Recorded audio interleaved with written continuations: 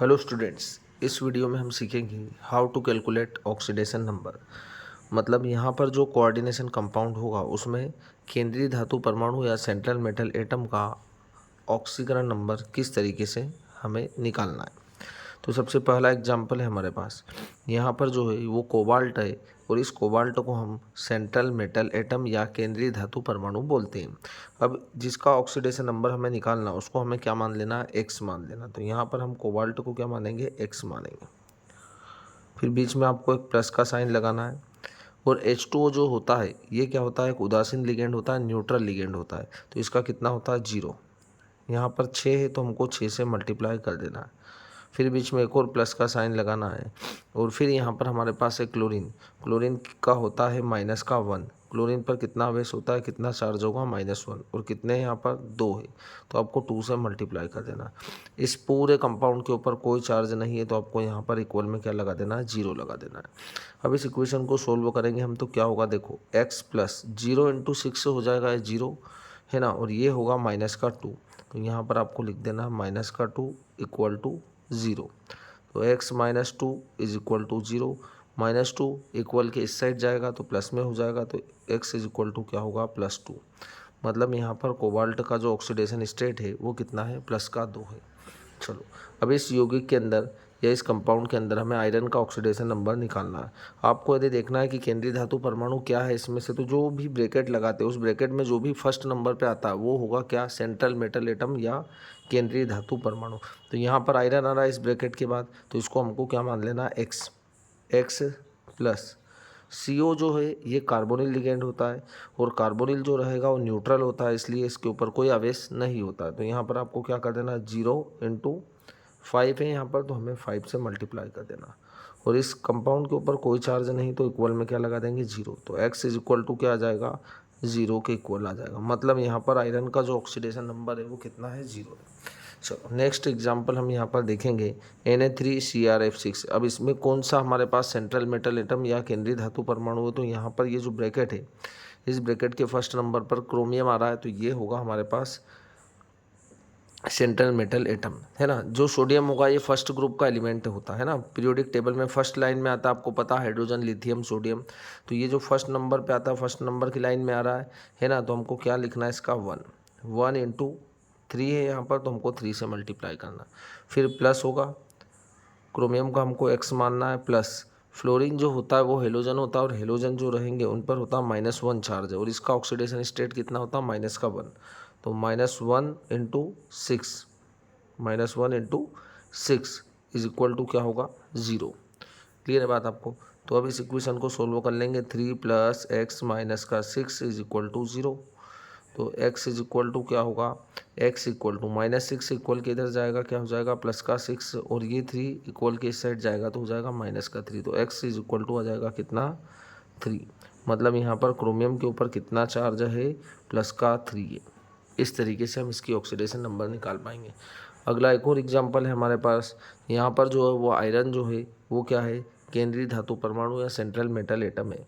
अब देखो पोटेशियम है, पोटेशियम भी पीरियोडिक टेबल में फर्स्ट लाइन में आता है ना, हमको पता होगा, हाइड्रोजन, लिथियम, सोडियम, पोटेशियम, ये फर्स्ट वाली है ना, फर्स्ट कॉलम है। इस फर्स्ट कॉलम में आ रहा है, इन सभी का कितना होता है, +1 होता है। तो आपको यहाँ पर लिख देना 1 × 4, फिर बीच में प्लस का साइन लगाना है, इसको आपको क्या मानना है, x प्लस साइनाइड के ऊपर होता है -1 चार्ज, तो -1 × 6 इज इक्वल टू, इसके ऊपर कोई चार्ज नहीं है तो आपको यहाँ 0 लगा देना है। तो ये होगा 4 + x - 6 इज इक्वल टू 0। तो x is equal to -6 equal के उस साइड जाएगा, प्लस का 6 हो जाएगा और ये 4 इधर जाएगा तो -4 हो जाएगा। कितना आ रहा है यहाँ पर, 2।